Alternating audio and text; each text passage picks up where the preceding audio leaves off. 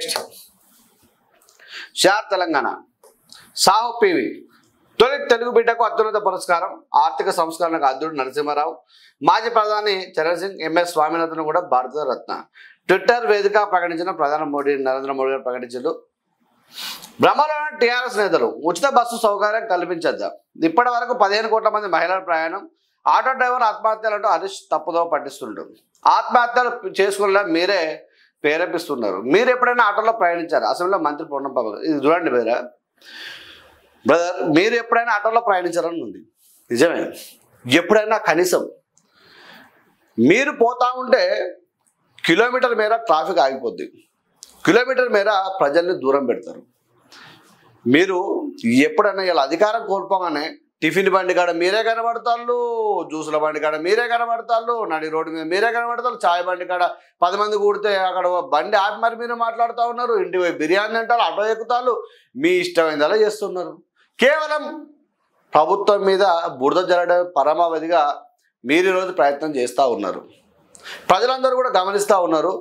మీ బుద్ధులు తెలుసు, మీ వక్ర బుద్ధులు తెలుసు. మిమ్మల్ని ఏడబెట్టాలో ఆండ బొంద పెట్టినారు.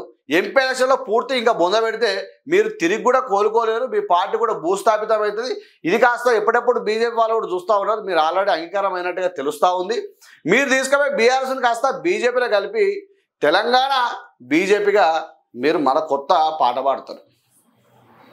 గుర్తుపెట్టుకోండి. మీరు నిన్న సీతక్క గారు కూడా ఏం ఉగ్ర రూపం చూపెట్టిందంటే పూర్తిగా అంటే 100 రూపాయలు తెచ్చి నువ్వు పెట్రోల్ కొనుక్కున్నావు, 10 పైసలతో నీకు అగ్గిపుల్ల దొరకలేదా హరీష్ రావు గారు అంటే ఆటో డ్రైవర్లు ముందు పెట్టి జీవితాలను మొత్తం నాశనం చేస్తున్నావు, ఇబ్బంది పెడుతున్నారు, వాళ్ళని తీసుకొచ్చని చెప్పి గట్టిగా ఇచ్చి పడేసింది.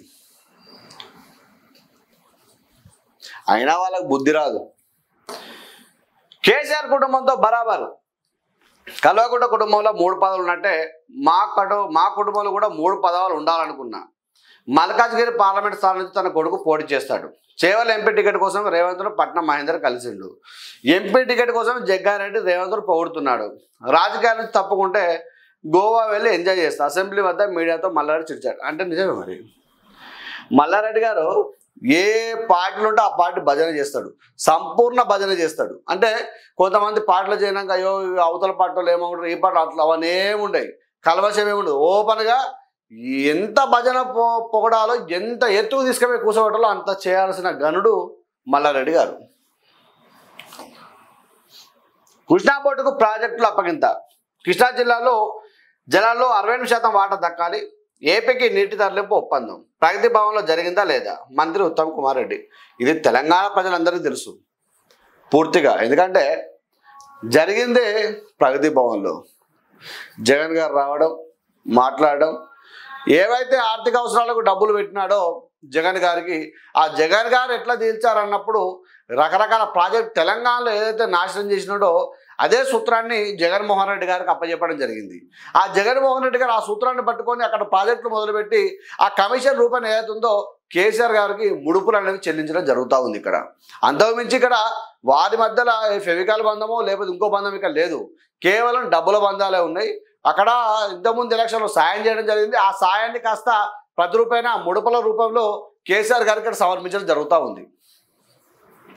శివబాలకృష్ణ కేసులో మరో ట్విస్ట్. తెరపైకి ఐఏఎస్ అరవింద్ కుమార్ పేరు. బాలకృష్ణ చేతిలో సోమేష్ కుమార్, రజత్ కుమార్ ఆస్తుల చిట్టా. మహబూబ్ నగర్, యాదాద్రి జిల్లాలో పెద్ద ఎత్తున ఆస్తుల కొనుగోలు. బీఆర్ఎస్ హయాంలో ఐఏఎస్ ఐపీఎస్లో భారీగా ఆస్తుల సంపాదన. ఎస్, మేము కూడా చాలా సందర్భాలు చెప్పినాం. హైదరాబాదు, మేడ్చల్, రంగారెడ్డి, సంగారెడ్డి కలెక్టర్ ఎవరైతే ఉన్నారో ఈ 4 మీద కూడా పూర్తిగా సిబిఐ ఎంక్వైరీ జరగాలి. వీళ్ళు అక్రమాస్తులు అంటే పేద ప్రజలకు ఏనాడు కూడా కనబడలేదు. వీళ్ళు ఒక పేద ప్రజలు ఒక ఆటో పట్టుకోను, బస్ ఎక్కువ కలెక్టర్ ఆఫీస్కి పోతారు. పొద్దున 10 గంటల పోతే సాయంత్రం 4 గంటల వరకు వెయిట్ చేస్తారు. కలెక్టర్ వస్తారు, ఇక వస్తారని. కానీ వీఐపీలు ఎవరైతే ఉంటారో పొద్దున ఇంటికి పోయి పని చేసుకొని వస్తారు. లేదా వచ్చిన తర్వాత వీఐపీ లాగా లోపలికి వెళ్ళిపోయి పైసలు ఇచ్చి పని చేసుకుని వస్తారు. కానీ పేద ప్రజలకు ఏనాడు కూడా నువ్వు పనిచేసిన సందర్భాలు ఈ ఐఏఎస్ లేదు. గుర్తుపెట్టుకోండి. పూర్తిగా ఆధారాలు మన దగ్గర ఉన్నాయి. ఇంతకుముందు కూడా మనం మాట్లాడినా ఇప్పుడు కూడా మాట్లాడతాను. రైట్, ఇది శనార్ తెలంగాణ.